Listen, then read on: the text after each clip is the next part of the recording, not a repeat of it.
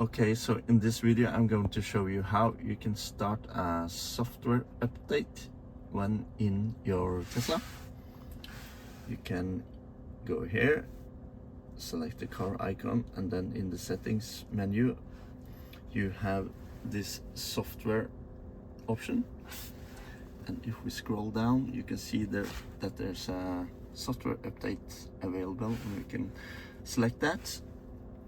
And we can also see that there's an icon here with a clock.